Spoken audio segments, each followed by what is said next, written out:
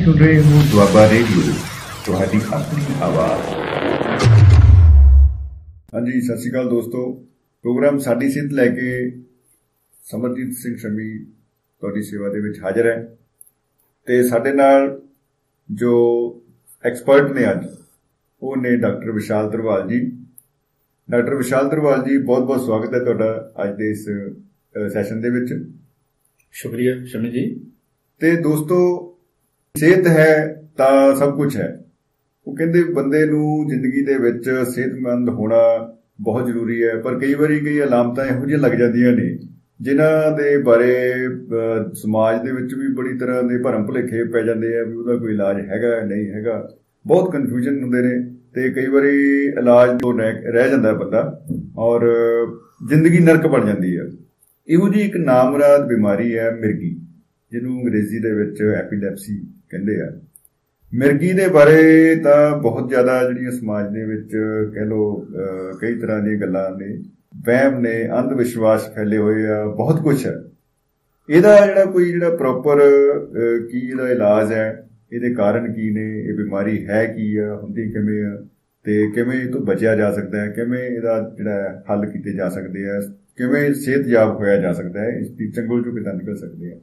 ਇਹ ਸਾਰੀਆਂ ਗੱਲਾਂ ਆਪਾਂ ਕਰਾਂਗੇ ਡਾਕਟਰ ਵਿਸ਼ਾਲ ਧਰਵਾਲ ਜੀ ਦੇ ਨਾਲ। ਤਾਂ ਡਾਕਟਰ ਸਾਹਿਬ, ਸਭ ਤੋਂ ਪਹਿਲਾਂ ਤਾਂ ਜਿਹੜਾ ਆਪਾਂ ਨੂੰ ਜਾਣਨ ਵਾਲੀ ਗੱਲ ਇਹ ਆ ਕਿ ਇਹ ਜਿਹੜੀ ਮਿਰਗੀ ਆ, ਇਹ ਨਾਮ ਬੜਾ ਅਜੀਬ ਹੈ ਤੇ ਇਹ ਕੀ ਬਿਮਾਰੀ ਆ ਤੇ ਇਹਦੇ ਬਾਰੇ ਪਿਛੋਕੜ ਕੀ ਆ ਤੇ ਕਿਵੇਂ ਹੁੰਦੀ ਆ ਤੇ ਮਨੁੱਖ ਤੇ ਇਹਦੇ ਕੀ ਪ੍ਰਭਾਵ ਨੇ ਜੀ। ਸਭ ਤੋਂ ਪਹਿਲਾਂ ਦੁਆਬਾ ਰੇਡੀਓ ਦੇ ਸਾਰੇ ਸ਼ਰੋਤਾਗਣ ਨੂੰ ਮੇਰੀ ਪਿਆਰ ਭਰੀ ਸਤਿ ਸ੍ਰੀ ਅਕਾਲ।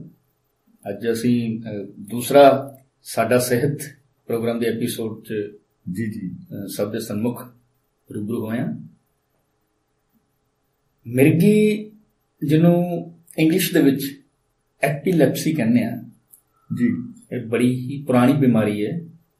ਮਾਨਵਤਾ ਜਦੋਂ ਹੋਂਦ 'ਚ ਆਈ ਸੀ ਉਸ ਵਕਤ ਤੋਂ ਜੀ। ਔਰ ਓਥੈਲੋ, ਜਿਹੜੇ ਕਿ ਸ਼ੇਕਸਪੀਅਰ ਦਾ ਲਿਖਿਆ ਹੋਇਆ ਇੱਕ ਬਹੁਤ ਹੀ ਮਸ਼ਹੂਰ ਇੱਕ ਗ੍ਰੰਥੀ ਕਹਿੰਦੇ ਅਸੀਂ ਉਹਨੂੰ, ਮਹਾਕਾਵਿ, ਉਹਦੇ 'ਚ ਵੀ ਉਹਨਾਂ ਨੇ ਇਹਦੇ 'ਚ ਮਿਰਗੀ ਦਾ ਜ਼ਿਕਰ ਕੀਤਾ ਸੀ ਜੀ ਜੀ ਜੀ। ਇਹ ਬਿਮਾਰੀ ਹੈ ਦਿਮਾਗ ਦੀ ਜੀ, ਮਾਈਂਡ ਦੀ, ਜਿਹਦੇ 'ਚ ਦਿਮਾਗ ਦੇ ਜਿਹੜੇ ਸਾਡੇ ਸਿਗਨਲਸ ਨੇ, ਇਲੈਕਟ੍ਰੀਕਲ ਸਿਗਨਲਸ ਨੇ, ਜਿਹੜੇ ਦਿਮਾਗ ਦੀਆਂ ਤਰੰਗਾਂ ਨੇ, ਉਹਨਾਂ 'ਚ ਕੁਛ ਇਸ ਤਰ੍ਹਾਂ ਦੀਆਂ ਕਮੀਆਂ ਜਾਂ ਤੁਸੀਂ ਕਹਿ ਸਕਦੇ ਖਾਮੀਆਂ ਆ ਜਾਂਦੀਆਂ ਨੇ ਕਿ ਉਹਨਾਂ ਦਾ ਬੋਡੀ ਦੇ ਉੱਤੇ ਪ੍ਰਭਾਵ ਪੈਂਦਾ ਹੈ। ਔਰ ਸਰੀਰ ਦੇ ਜਿਹੜੇ ਮਾਸਪੇਸ਼ੀਆਂ ਨੇ, ਮਸਲਸ ਨੇ, ਹੱਥ ਪੈਰ ਨੇ, ਉਹ ਕੰਬਣ ਜਾਂ ਕੰਪਕਪੀ ਜਾਂ ਝਟਕੇ ਮਾਰਨੇ ਸ਼ੁਰੂ ਕਰ ਦਿੰਦੇ ਨੇ, ਜਿਹਨੂੰ ਇੰਗਲਿਸ਼ ਆਪਾਂ ਸਿਜ਼ਰ ਕਹਿੰਦੇ ਹਾਂ ਜੀ। ਸਿਜ਼ਰ ਦਾ ਮਤਲਬ ਹੁੰਦਾ ਸ਼ੇਕਿੰਗ ਮੂਵਮੈਂਟਸ, ਸ਼ੇਕ ਕਰਨਾ ਬੋਡੀ ਨੂੰ ਜੀ ਜੀ ਜੀ, ਤੇ ਉਹ ਇੰਗਲਿਸ਼ ਸਿਜ਼ਰਸ ਕਹਿੰਦੇ ਆ। ਸੋ ਐਪੀਲੈਪਸੀ ਬਿਮਾਰੀ ਇੱਕ ਐਸੀ ਬਿਮਾਰੀ ਜਿਹੜੀ ਹੈ ਤੇ ਦਿਮਾਗ ਦੀ, ਲੇਕਿਨ ਉਹਦਾ ਜਦੋਂ ਬੋਡੀ ਤੇ ਅਸਰ ਹੁੰਦਾ ਤਾਂ ਸਰੀਰ ਦੇ ਮਸਲਸ ਦੇ ਵਿੱਚ ਸ਼ੇਕਿੰਗ ਮੂਵਮੈਂਟਸ ਆਉਂਦੀਆਂ ਨੇ ਜੀ। ਤੇ ਇਸ ਤੋਂ ਇਲਾਵਾ ਜੀਭ ਜਿਹੜੀ ਹੈ ਉਹ ਟੁੱਕੀ ਜਾ ਸਕਦੀ ਹੈ, ਉਹਦੇ ਚ ਖੂਨ ਨਿਕਲ ਸਕਦਾ, ਜਾਂ ਜੀਭ ਗਲੇ ਦੇ ਵਿੱਚ ਨੂੰ ਮੁੜ ਕੇ ਫਾਲ ਬੈਕ, ਜਿਹਨੂੰ ਕਹਿੰਦੇ ਨੇ ਫਾਲਿੰਗ ਬੈਕ ਆਫ ਟੰਗ, ਕੁਝ ਇੰਗਲਿਸ਼ ਟਰਮਸ ਨੇ, ਉਹ ਹੋ ਜਾਂਦੀ ਹੈ। ਪਲੱਸ ਅੱਖਾਂ ਉੱਪਰ ਨੂੰ ਚੜ ਸਕਦੀਆਂ ਨੇ, ਮੂੰਹ ਦੇ ਵਿੱਚੋਂ ਝੱਗ ਨਿਕਲ ਸਕਦੀ ਹੈ ਤੇ ਬੰਦਾ ਬੇਹੋਸ਼ ਹੋ ਸਕਦਾ ਹੈ। ਜਿੰਨੇ ਵੀ ਸਾਡੇ ਮਸਲਸ ਨੇ ਉਹ ਇਹਦੇ ਅਸਰ ਹੇਠ ਆ ਸਕਦੇ, ਬਿਲਕੁਲ ਮਸਲ ਸਪੈਜ਼ਮ ਹੋ ਸਕਦੀ ਹੈ ਜੀ ਜੀ ਜੀ। ਔਰ ਬੰਦਾ ਫਿਰ ਕੁਝ ਦੇਰ ਦਾ ਉਹਨੂੰ ਦੌਰਾ ਪੈਂਦਾ ਹੈ, ਬੇਹੋਸ਼ ਹੁੰਦਾ ਹੈ। ਬੇਹੋਸ਼ ਹੋਣ ਤੋਂ ਬਾਅਦ ਉਹ ਫਿਰ ਮੁੜ ਕੇ ਦੁਬਾਰਾ ਤੋਂ ਮੂਰਛਿਤ ਅਵਸਥਾ ਤੋਂ ਫਿਰ ਮੁੜ ਕੇ ਬਾਹਰ ਆਉਂਦਾ ਹੈ, ਬਾਹਰ ਆ ਜਾਂਦਾ। ਇਹਨੂੰ ਕਹਿੰਦੇ ਨੇ ਅਸੀਂ ਕਿ ਮਿਰਗੀ ਦਾ ਦੌਰਾ ਪਿਆ ਹੈ। ਔਰ ਇਹ ਦੌਰਾ ਪੈਣ ਤੋਂ ਪਹਿਲਾਂ ਹੀ ਕੁਝ ਵਿਅਕਤੀਆਂ ਨੂੰ ਪਤਾ ਵੀ ਲੱਗ ਜਾਂਦਾ ਹੈ 5-7 ਮਿੰਟ ਪਹਿਲਾਂ ਹੀ ਕਿ ਮੈਨੂੰ ਇਹ ਅਟੈਕ ਹੋਣ ਵਾਲਾ ਹੈ। ਇਸ ਚੀਜ਼ ਨੂੰ ਅਸੀਂ ਔਰਾ ਕਹਿੰਦੇ ਹਾਂ, ਇੰਗਲਿਸ਼ ਦਾ ਵਰਡ ਹੈ AURA, ਔਰਾ, ਆਭਾਸ ਜਾਂ ਪੂਰਵਾਭਾਸ ਹੋ ਜਾਂਦਾ। ਹਾਂਜੀ, ਪੂਰਵਾਭਾਸ ਹੋ ਜਾਂਦਾ ਹੈ। ਤੇ ਉਹ ਵਿਅਕਤੀ ਪਹਿਲਾਂ ਹੀ ਕਹਿਣ ਲੱਗ ਪੈਂਦੇ ਨੇ ਕਿ ਹੁਣ ਕੁਝ ਦੇਰ ਬਾਅਦ ਮੈਨੂੰ ਕੁਝ ਹੋਣ ਜਾ ਰਿਹਾ ਹੈ ਤੇ ਮੈਨੂੰ ਇਹ ਅਟੈਕ ਆਉਣ ਵਾਲਾ ਹੈ। ਤੇ ਉਹਨੂੰ ਔਰਾ ਇੰਗਲਿਸ਼ ਵਰਡ ਕਹਿੰਦੇ ਆ। ਤੇ ਇਹ ਹੈ ਮੋਟੇ ਤੌਰ ਤੇ ਜਿਹਨੂੰ ਆਪਾਂ ਕਹਿ ਸਕਦੇ ਹਾਂ ਮਿਰਗੀ, ਐਪੀਲੈਪਸੀ ਜਾਂ ਸਿਜ਼ਰਸ। ਯਾਨੀ ਕਿ ਜਦੋਂ ਦੀ ਮਨੁੱਖ ਦੀ ਹੋਂਦ ਆ, ਇਹ ਲਗਭਗ ਕਿਉਂਕਿ ਦਿਮਾਗ ਨਾਲ ਜੁੜੀ ਹੋਈ ਬਿਮਾਰੀ ਆ ਤੇ ਉਹਦੇ ਵਿੱਚ ਕੰਟਰੋਲ ਕਰਨ ਵਾਲੇ ਜਿਹੜੇ ਆ ਕੋਈ ਤੰਤੂ ਨੇ ਜਾਂ ਕੋਈ ਜਿਹੜੀ ਪ੍ਰਣਾਲੀ ਆ ਇਹ ਉਹਨੂੰ ਪ੍ਰਭਾਵਿਤ ਕਰਦੀ ਆ ਤੇ ਬਹੁਤ ਇਹਦਾ ਜਿਹੜਾ ਭਿਆਨਕ ਅਸਰ ਹੁੰਦਾ ਹੈ।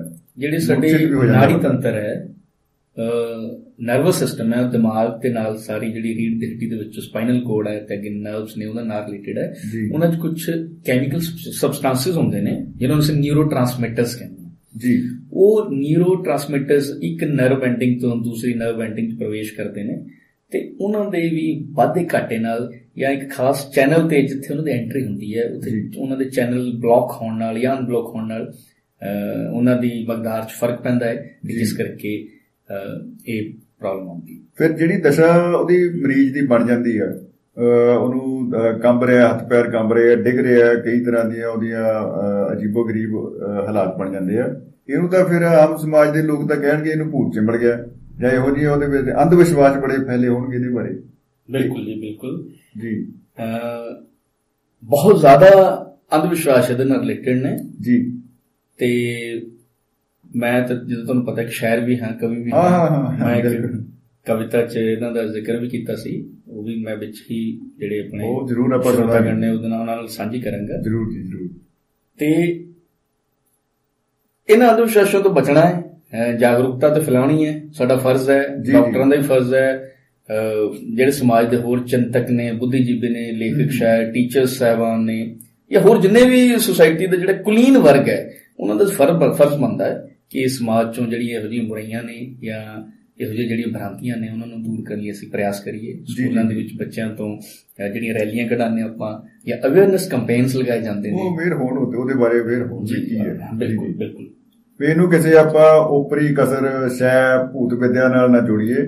ਇਹ ਬਿਲਕੁਲ ਇੱਕ ਸ਼ੁੱਧ ਬਾਇਓਲੋਜੀਕਲ ਪ੍ਰੋਬਲਮ ਹੈ ਔਰ ਇਹ ਜੇ ਸਾਨੂੰ ਪਤਾ ਹੈ ਕਿ ਆਹ ਪ੍ਰੋਬਲਮ ਹੈ ਇਹਦਾ ਹੱਲ ਵੀ ਹੋ ਸਕਦਾ ਹੈ। ਬਿਲਕੁਲ। ਸਿੰਪਟਮਸ ਜਿਹੜੇ ਨੇ ਤੁਸੀਂ ਦੱਸੇ ਆ ਇਹਦੇ ਵਿੱਚ ਕਿੰਨੀ ਕੁ ਤਰ੍ਹਾਂ ਦੇ ਜਿਹੜੇ ਹੋਰ ਸਿੰਪਟਮਸ? ਹਾਂਜੀ, ਜੇ ਅਸੀਂ ਮੋਟੇ ਤੌਰ ਤੇ ਮਿਰਗੀ ਨੂੰ ਜਾਂ ਐਪੀਲੈਪਸੀ ਨੂੰ ਇਹਨਾਂ ਦੇ ਸਿਜ਼ਰ ਜਾਂ ਸ਼ੇਕਿੰਗ ਮੂਵਮੈਂਟ ਦੇ ਹਿਸਾਬ ਨਾਲ ਡਿਵਾਈਡ ਕਰੀਏ ਤਾਂ ਇਹ ਮੋਟੇ ਤੌਰ ਤੇ 6 ਪ੍ਰਕਾਰ ਦੀ ਹੈ। ਇੰਗਲਿਸ਼ 'ਚ ਇਹਨੂੰ ਕਹਿੰਦੇ ਨੇ ਕਿ ਟੌਨਿਕ ਕਲੋਨਿਕ, ਏਟੌਨਿਕ, ਮਾਇਓਕਲੋਨਿਕ ਤੇ ਐਬਸੈਂਸਿਸ। 6 ਕਿਸਮਾਂ ਨੇ। ਇਹਨਾਂ ਨੂੰ ਮੈਂ ਥੋੜਾ ਜਿਹਾ ਵਿਸਥਾਰ ਨਾਲ ਦੱਸਦਾ ਜੀ।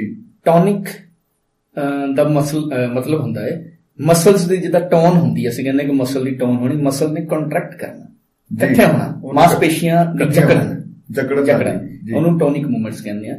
ਇਹ ਸਟਾਰਟਿੰਗ 'ਚ ਹੁੰਦਾ ਜਦੋਂ ਮਿਰਗੀ ਦਾ ਦੌਰਾ ਪੈਣ ਲੱਗਦਾ ਤਾਂ ਸਾਡੇ ਸਰੀਰ ਦੇ ਜਿਹੜੇ ਮਸਲਸ ਨੇ, ਲੱਤਾਂ ਦੇ, ਬਾਹਾਂ ਦੇ ਜਾਂ ਈਵਨ ਫੇਫੜਿਆਂ ਦੇ ਰੈਸਪੀਰੇਸ਼ਨ ਦੇ ਜਿਹੜੇ ਮਸਲਸ ਨੇ ਉਹ ਇਕੱਠੇ ਹੋਣੇ ਸ਼ੁਰੂ ਹੋ ਜਾਂਦੇ ਨੇ, ਉਹਨਾਂ ਦੀ ਜਕੜਨ ਹੁੰਦੀ ਹੈ, ਜਿਹਨੂੰ ਟੌਨਿਕ ਫੇਸ ਕਹਿੰਦੇ ਆ। ਜਾਂ ਲੱਤਾਂ ਜਾਂ ਬਾਹਾਂ ਉਹ ਇਕੱਠੀਆਂ ਹੋਣੀ ਸ਼ੁਰੂ ਹੁੰਦੀਆਂ ਨੇ, ਇਸ ਵਰਡ ਨੂੰ ਕਹਿੰਦੇ ਟੌਨਿਕ। ਅਸੀਂ ਟੋਨ ਸ਼ਬਦ ਤੋਂ ਕਹਿੰਦੇ ਟੋਨ ਵੱਧ ਗਈ ਮਸਲਸ ਦੀ ਟੋਨ ਦੇ ਉੱਤੇ ਗੱਲ ਆ ਜਾਂਦੀ ਹੈ। ਸੈਕਿੰਡ ਪਾਰਟ ਹੈ ਜੀ ਕਲੋਨਿਕ, CLONIC, ਕਲੋਨਿਕ। ਕਲੋਨ ਤੋਂ ਹਾਂਜੀ, ਕਲੋਨਿਕ ਦਾ ਮਤਲਬ ਹੈ ਝਟਕਾ ਮਾਰਨਾ, ਝਟਕਾ। ਯਾਨੀ ਕਿ ਇਹਦੇ 'ਚ ਕਹਿ ਸਕਦੇ ਹੋ ਕਿ ਲੱਤਾਂ ਜਾਂ ਬਾਹਾਂ ਦੇ ਜਿਹੜੇ ਮਸਲਸ ਪਹਿਲਾਂ ਟੌਨਿਕ ਫੇਸ 'ਚ ਇਕੱਠੇ ਹੋਏ ਸੀਗੇ, ਕੰਟਰੈਕਟ ਹੋਏ ਸੀ, ਉਸ ਤੋਂ ਬਾਅਦ ਕਲੋਨਿਕ ਮੀਨ ਉਹ ਲੱਤ ਨੂੰ ਬਾਹਰ ਝਟਕਾ ਮਾਰ ਕੇ ਫਿਰ ਸਿੱਧੀ ਹੋਏਗੀ। ਓਕੇ। ਕਲੋਨ ਦਾ ਮਤਲਬ ਝਟਕਾ ਮਾਰਨਾ।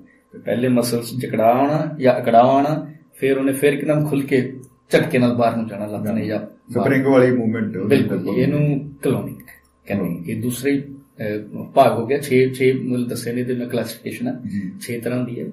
ਤੀਸਰੀ ਟੌਨਿਕ ਕਲੋਨਿਕ, ਇਕੱਠੀ, ਕੰਬਾਈਨਡ, ਯਾਨੀ ਕਿ ਟੌਨਿਕ ਐਂਡ ਕਲੋਨਿਕ ਮੂਵਮੈਂਟ ਇਕੱਠੀ। ਮਸਲ 'ਚ ਜਕੜਾ ਹੋਏਗਾ, ਫਿਰ ਲੱਤ ਬਾਹਰ ਮਾਰੀ ਜਾਏਗੀ, ਫਿਰ ਇਕੱਠੀ ਹੋਏਗੀ, ਫਿਰ ਮਾਰੀ ਜਾਏਗੀ, ਯਾਨੀ ਕਿ ਝਟਕੇ ਚੱਲਦੇ, ਉਹ ਏਦਾਂ ਚੱਲੇਗਾ। ਟੌਨਿਕ ਕਲੋਨਿਕ, ਟੌਨਿਕ ਕਲੋਨਿਕ, ਇਹ ਤੀਸਰੀ ਆ ਗਈ। ਉਸ ਤੋਂ ਬਾਅਦ ਹੈ ਏਟੌਨਿਕ। ਹਾਂ, ਉਹ ਹੈ ਕਿ ਮਸਲਸ ਦੇ ਵਿੱਚ ਜਿਹੜਾ ਤੁਹਾਨੂੰ ਅਕੜਾ ਦੱਸਿਆ ਹੈ ਉਹ ਆਉਂਦਾ ਜਾਏਗਾ, ਲੇਕਿਨ ਉਹਦੀ ਫਿਜ਼ੀਕਲੀ ਪਤਾ ਨਹੀਂ ਲੱਗੇਗਾ, ਸਾਨੂੰ ਅਪੀਅਰ ਨਹੀਂ ਹੋਏਗਾ।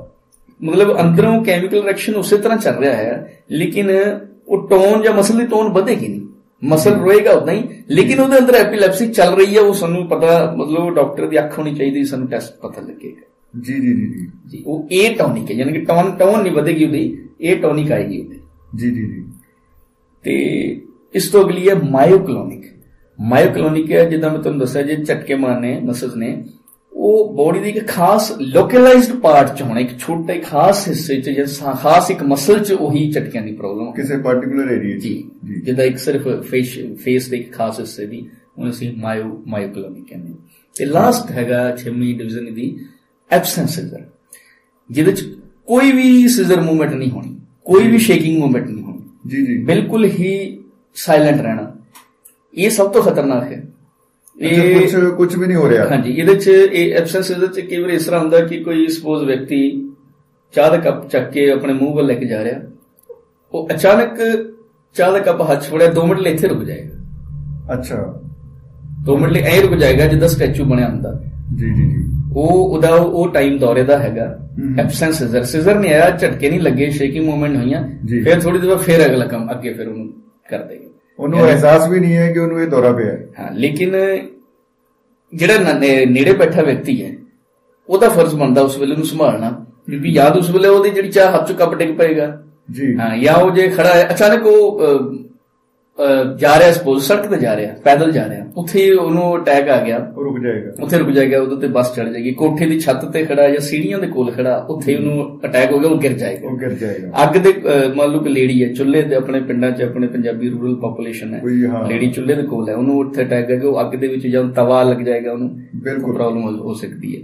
ਕੋਈ ਤੈਰਾਕ ਹੈ ਜਿਹਨੂੰ ਦੌਰੇ ਪੈਂਦੇ ਨੂੰ, ਨਹਿਰ ਦੇ ਉੱਤੇ ਜਾਂ ਨਦੀ ਦੇ ਕਿਨਾਰੇ ਤਾਰੀ ਲਾਉਣ ਗਿਆ ਹੈ, ਅਚਾਨਕ ਉਹਨੂੰ ਉਸ ਵੇਲੇ ਦੌਰਾ ਪੈਂਦਾ, ਉਹਦੇ ਮਸ ਹੱਥ ਰੁਕ ਜਾਣਗੇ, ਉਹ ਡੁੱਬ ਜਾਏਗਾ। ਡਰਾਈਵਿੰਗ ਕਰ ਰਹੇ ਹਾਂ ਅਸੀਂ, ਜੇ ਸਾਨੂੰ ਦੌਰੇ ਪੈਂਦੇ ਨੇ, ਅਸੀਂ ਸਕੂਟਰ ਬਾਈਕ ਜਾਂ ਕਾਰ ਚਲਾ ਰਹੇ ਹਾਂ, ਉਸ ਵੇਲੇ ਅਟੈਕ ਅਗਰ ਆ ਗਿਆ, ਸਾਡੇ ਹੱਥ ਰੁਕ ਜਾਣਗੇ, ਉਹ ਗੱਡੀ ਸਟੀਅਰਿੰਗ ਮੁੜ ਜਾਏਗਾ, ਐਕਸੀਡੈਂਟ ਹੋ ਜਾਏਗਾ। ਹਾਂ ਬਿਲਕੁਲ, ਬਹੁਤ ਹੀ ਭਿਆਨਕ ਸਥਿਤੀ ਹੈ ਜੀ। ਸੋ ਇਹ ਜਿਹੜੀ ਮਤਲਬ ਇਸੇ ਕਰਕੇ ਜਿਹੜੀ ਮਿਰਗੀ ਹੈ, ਜਿਨ੍ਹਾਂ ਮਰੀਜ਼ਾਂ ਦਾ ਸਾਨੂੰ ਪਤਾ ਹੈ ਕਿ ਉਹ ਮਿਰਗੀ ਦੇ ਪੇਸ਼ੈਂਟ ਹੈਗੇ ਨੇ, ਐਪੀਲੈਪਸੀ ਦੇ ਪੇਸ਼ੈਂਟ ਹੈਗੇ ਨੇ, ਜੀ ਜੀ, ਉਹਨਾਂ ਨੂੰ ਇੱਕ ਤਾਂ ਆਪਣੀ ਖਾਸ ਸੰਭਾਲ ਰੱਖਣੀ ਚਾਹੀਦੀ ਹੈ।